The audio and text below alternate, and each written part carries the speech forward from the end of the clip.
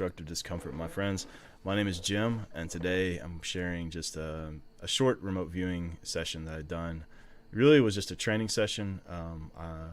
I wasn't quite sure what I was getting into with this session, but it turned out to be so much fun and just a really cool task. So there's a few things I really liked about this session. One is a target where there's actually feedback, so we can see what I got right, what I got wrong. The second thing I loved about this target is there's actually this really cool intersection with remote viewing history in this target. So I thought that was pretty neat. And the third thing, honestly, is this is a session where things just went crazy on me. It's happened sometimes in remote viewing. And so if you have angels, aliens, or Bigfoot, at least it's entertaining. Had some really weird stuff that came back on this target, and at minimum I thought you all would probably enjoy it, or just enjoy laughing at me because of all the strange things that I got back on this. So the target we're looking at today is going to be the moon Titan, and Titan is actually the second largest moon in our solar system. And it's pretty cool because Titan has an atmosphere. Titan has liquid, actually. It's one of the few areas besides the Earth where there's a liquid on the surface. It's not water. We'll talk a little bit about that. But Titan's also just pretty dang massive. It's actually twice the size of our own moon, so pretty big place. And the tasking that was so cool about this was our objective was actually to go and look at the optimal position, location, to observe the environment of Titan, so to remote view the surface and major elements of the surface there. And then also, really, really cool is if there's life there, to actually describe that life as we see it. So we're getting to do like space exploration with our psychic ability, and we're also getting to do xenobiology, and how badass is that? So my hat's off to the person who put this task together. And as I mentioned, there's this really cool intersection point actually with this task and the history of remote viewing. So for those of you who are familiar, maybe come across some of this, but there was actually Ingo Swann, the creator of the controlled remote viewing methodology, and Harold Sherman, who was an author and lecturer. In 1973, they actually set up an experiment to go and psychically probe and look at the planet Jupiter. And at the time, there was actually the Pioneer 10 and other spacecraft had been launched by NASA to go and look at these scientifically, but they actually looked at the Jupiter psychically before those spacecraft arrived. And, you know, they actually got some things right. So if you see the sketch over here, this is Ingo, I believe. But, you know, they observed the rings. Ingo talked about crystals being in the atmosphere. Yeah, there was some critique about this because some things they said, you know, they didn't see the moons that were around Jupiter, but still pretty cool. And one of the things that kind of stood out when you look at the kind of exploits of Ingo. So this task is pretty neat because we're walking in those footsteps, right? We're actually, because I'm blind to the target and I have no idea what I'm looking at, I'm kind of similarly going about this. Although I have to say, if you actually know about psychic functioning, it's often much harder when you know what your target is than when you're blind. So what did I get back? Well, the very first thing that happened is when I engaged with the target, I sketched this. I saw two circles moving, and so you know, I actually got Saturn and I got Titan. And when you're a remote viewer and you're doing your own analysis, it's always really encouraging when you see that you've engaged with the target accurately right away, so you're getting kind of locked in. Why there are like pink things on the outside of that, I have no idea. I guess I just I like to make the solar system pink or something, so I have no idea what that stuff is. But it was good that I saw that I got the two aspects of Titan and Saturn right away. So I've clustered my data here a little bit around those two objectives. So again, one of the objectives is to describe the environment at the ground level. And so what I got back early on in my session is I could feel what felt like a mountain range, and I got this feeling of something semicircular. It was liquid and it had a really strong biological feel. And I'll mention briefly these images that you're seeing and will see in this presentation.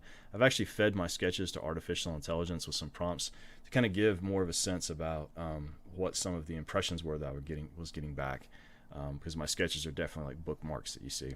Although I did feel a little bit better because I saw Ingo's sketches there, and I saw a lot of minimalism going on there. So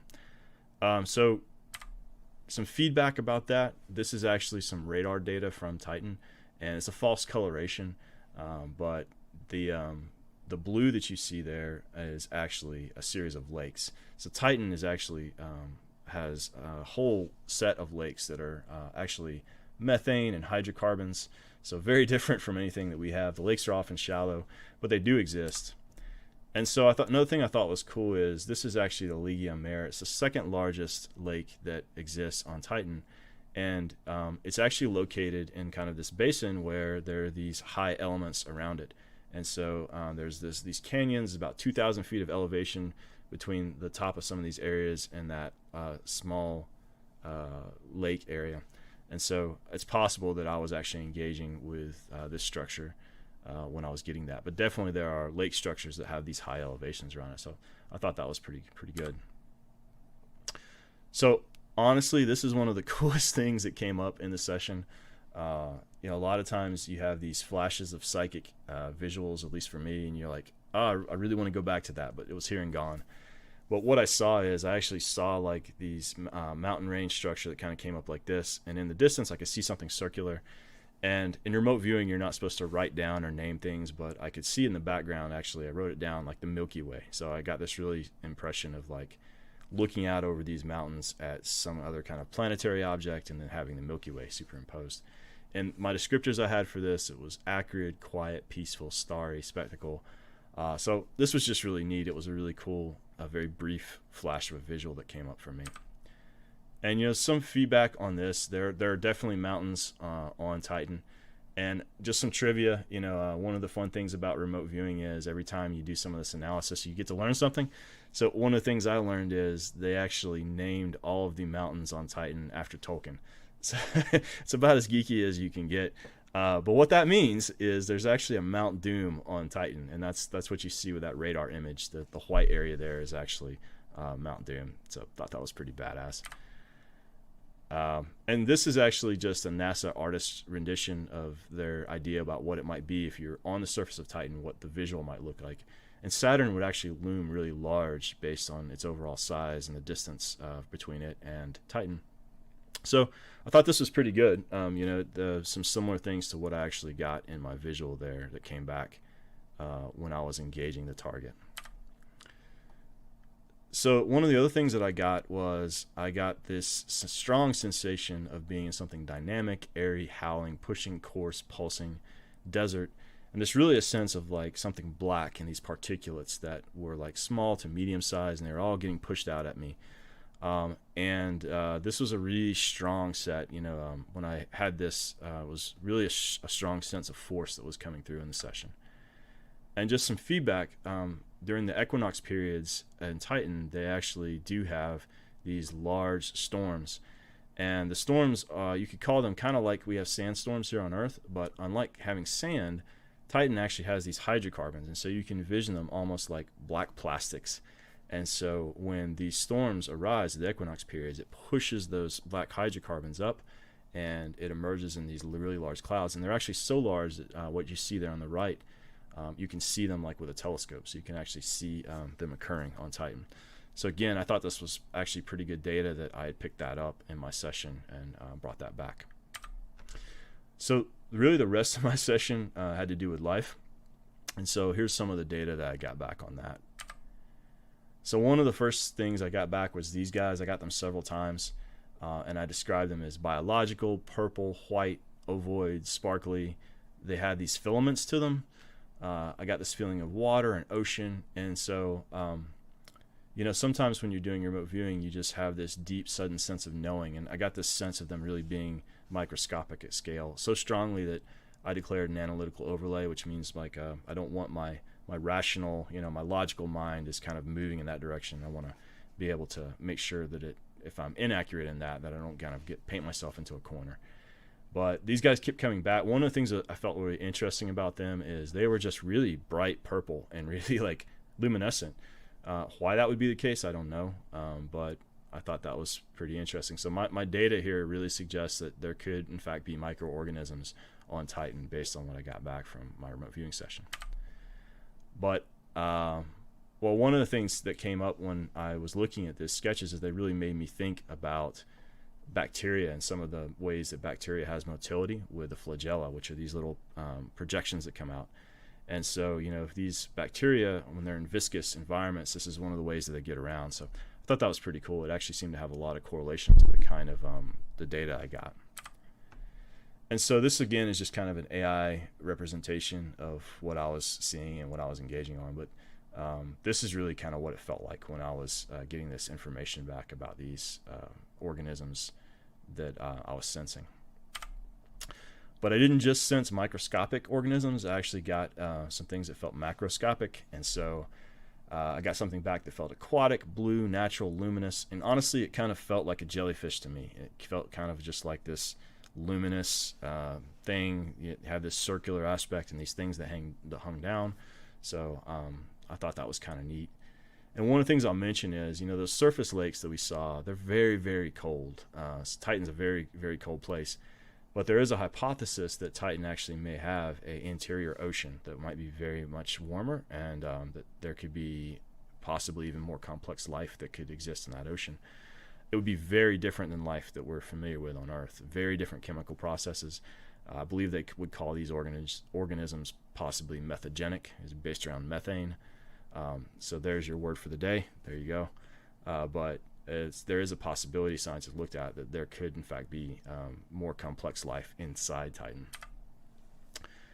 And I also got this, if you ever seen like these kind of flatfish that you sometimes see on the ocean, on the surface of the ocean, I got back something that kind of reminded me of that, like a sea creature. Had this circular aspect, very flat. So there's kind of an AI picking up and trying to sketch out what that might look like. So another thing that I got is there was a mission in 2005. Most of our data about Titan comes from the Cassini mission. So that was a spacecraft that NASA launched to intersect with Titan and to launch a probe called Huygens. And so you could argue I'm off target here because talking about life, and clearly it's not alive, but something assembled by life. And so, the things I got back here was man-made, conical. I got structural. And I actually got the Huygens probe. So if you look at my sketches here, I could tell there was something on the left-hand side. I could see this linear aspect and something getting ejected out of that. And then also I kind of had a sketch there you can see of the Huygens probe a little bit that kind of reminds me at least of almost like a popcorn popper or something, in the way it's kind of structured. But I thought the other thing that was kind of interesting is I really got that purple. So it's really strong sense of purple. I don't know what it is about Titan, right? There's a lot of purple going on. But in fact, the stratosphere of Titan has this is purple coloration. So it was interesting to me when Huygens was launched, as it was approaching, if you were actually kind of there at that time and you were looking at things through kind of a human visual perspective, you would very much probably perceive this purple stratosphere. So I thought that was pretty neat that I was actually getting that data too. So, and I also got the Huygens probe like on the surface. So I described it as metallic, silvery, inlay, ornate, intricate, lined, and fissile. Fissile is actually kind of interesting because the Cassini spacecraft actually had, I think they're called RTGs. So they're nuclear materials that create thermal heat that's then used to drive the energy systems. So it's definitely material there, nuclear material that would be on Cassini. The Huygens probe, I think, Huygens probe actually, I think, had chemical batteries on it, but still thought it was pretty interesting, and definitely can see some of that data coming forward. So that was all the normal stuff of this session. So if you just like normal stuff, feel free to stop watching this video. Everything else is just crazy stuff that came back. So. But I like crazy, so there you go. We're going to see some of the fun stuff that I got back. So one of the things that I got is about midway through my session is I got this object, and I got this geometry to it. It felt very structural to me, and so I sketched it down and I started to try to look at it to examine it a bit more. And I could see this, by the way, I could see it kind of in the background. The surface of Titan is very much kind of like this desert environment in most areas, very sparse. I could see kind of a skyline and just a sparse deserty kind of area, and I could see this object kind of in the desert area, like on the ground. So it was really weird. And so I went to look at it further. I gave myself a directive. I moved 100 feet above it, and so you can see the geometry is a little bit different in what I've captured in the sketch on the left and the sketch on the right. But I got this really strong sense coming back that this is vehicular. It's man-made, meaning it's something that's been constructed. It's been artificed. And so, again, I don't really know in my session, where I am. So just getting all this weird stuff back, you kind of ride the wave. You kind of go with the flow when you have a good remote viewing session going. So I'm just following this data where it may lead. And then I got something where it felt like there were these black lines coming out of this thing, and it felt almost like there were these striations in the ground or something. And I had this really strong sense. Didn't write, but I wrote accident down around this. I had this sense of like something that wasn't intended to happen that had happened. And here's AI taking some liberty with my sketch there. But it gets a little stranger because then I decided to go inside the object, and when I did, I got this. It's like a cockpit. It's like a viewport, and I could sense it's kind of like meant for two people there. And so the other thing is strange is I got this really strong sense of like this being something that was civilian, not military, and it was very old. So this is weird, right? I'm remote viewing a moon around Saturn, and I'm looking at things, and I've already got some stuff that we can see are clear correlates, and now my subconscious has moved to this really strange object, and seems to think that there's some kind of derelict vehicle or some kind down on the surface of Titan. So this is just for fun. So you kind of have to take all this with a grain of salt, right? This is just me having some fun with this. But Kenneth Arnold, those aren't familiar, he's one of the first people in the U.S. to report seeing what later were called flying saucers. But Arnold actually didn't see saucers. He saw these kind of flying wings. They look like, if you see there on the left-hand side, they actually kind of look like boomerangs. And it kind of reminded me of my sketch. It's got that central element to it that he drew. It's not quite the same, but it still has that kind of swept back look to it. So I thought that was kind of interesting.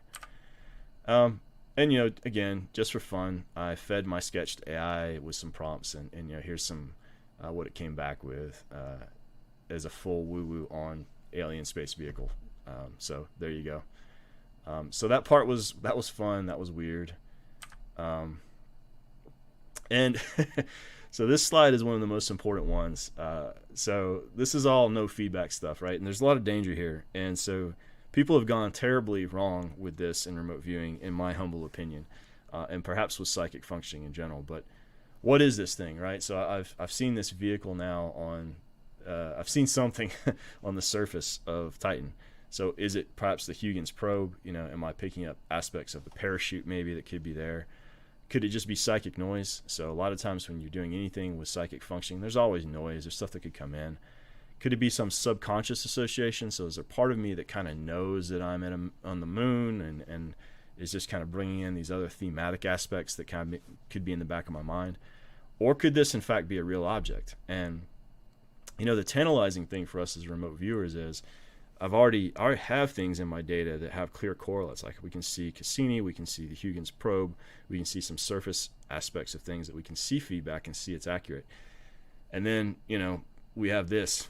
So is it real? Here's the thing. To be responsible with this, we just kind of have to leave things here and not jump around to some of our possible favorite theories. And so unless we can convince NASA to either admit to us that the aliens are flying around in their swept-back wing vehicles, or get them to go and look at this area, it may be a while before we get any feedback on this. But if you thought that was weird, the session actually got weirder. And so one of the things in remote viewing is you might have a very mundane task. I've actually worked some things that were operational tasks, and there's things that the tasker is looking for, and kind of up front, but you come across other stuff that's just strange as all hell. And it really kind of makes you think in remote viewing, we're not perceiving things with our five senses. We're looking at stuff in a very, very different way. And so this is all my preamble to share some of this with you. So what I got back is I got back these energy beings. So I have no idea what these things were. They were two of them, and they were like, in the visual that I got, they were actually pushing up, they were erecting this clear glass thing. And then to make it even more bizarre, right, to the right hand side at some distance, there was like this really, really weird black pyramid that I could see. And so, one of the things I find funny is we don't talk about this stuff sometimes in remote viewing, but it happens a lot. And so, people talk about encountering spirits or encountering, other things that maybe try to interact with you in the session. So this has, if you do enough remote viewing, you can kind of feel when you're kind of shifting away from things that you can at least have an anchor point to bring back. Your subconscious is giving you this information, and you're actually kind of bringing it into a framework to understand it. Well, when things like this come up, you can almost feel like this mapping occurring, that your subconscious is bringing something up, and your conscious mind is like, what the hell are you giving me? And that the mapping in some ways is just like strained. So I could actually feel that. I could feel the session getting like really, really bizarre. You kind of get that feeling in the back of your neck. Things are just getting really, really weird. And so I did not try to, interrogate the energy beings. I'm not sure if that would be a good idea or not, but you can't have a black pyramid, off in the distance and not go mess with that. So of course I had to go to the black pyramid. I had to try to look at that. And when I did, this slide is completely inaccurate. Like, I can't really capture this. Like, there was so much going on when I went to engage with the black pyramid. It was honestly, it was information overload. There were like symbols and meaning, and there was this sense of energy. And you guys can make fun of me, but like, I got this real strong sense of like reverence, that these energy beings had some kind of reverence for the black pyramid. And I'm just trying to do my best at this point to hang on. I actually stopped sketching. I couldn't bring anything down because I'm getting flooded, and I feel like I'm in the middle of this stream, and I'm trying to find anything to hold on to actually write something down or bring something back. And I can't catch on to any of it. It's too fast and it's too much. And so what also really kind of both amused and interested me is I was looking at this, the whole visual, if you will, that I was getting, and these senses I was getting, they actually started to grade, and they just kind of then resolved into this staticky window. It was almost like the channel had been shut, like I'm not supposed to look at this. So that was just crazy as hell. And at this point, I will go back, right? So I'm going to reiterate this, right? Most important slide. I have no idea what this is, but as remote viewers need to be honest. I mean, this stuff happens to us. Like, we come across things. People talk about encountering spirits that feel like angels. I honestly have worked some sessions that had to do with people who were being looked for, who had passed, and you come across things that seem like spirits that relate to the person that folks are looking for. So again, you kind of have to leave it there on that kind of stuff, but I hope you all at least found it interesting. If anyone out there is so far down the rabbit hole into esoteric knowledge that you either know what this strange thing is, or you have some theory about what the energy beings are, or who they are, and why they have a reverence to the Black Pyramid, please feel free to leave it in the comments. I would love to hear your conjecture about it. And beyond that, I hope you all found this to be a fun video at least. I'm always trying to learn and get better remote viewing, so looking at Ingo's session and some of the things that he brought back, and I'm always honestly just a little bit competitive. That's how I learn. But I did notice like some things that Ingo brought back is a really sense of defined scale, like how tall are things, and so and the other thing is, like, when Ingo was looking at mountain ranges, Ingo was like, these are mountains. So for me, I don't really have that. I can't really get a sense of scale yet and like put things in meters, and so that's one thing I've been thinking about, is trying to improve my skills in that. But in any case, I hope you all stay very weird. I hope you all stay very curious, and I hope you all stay very blessed, and I hope you enjoyed this video.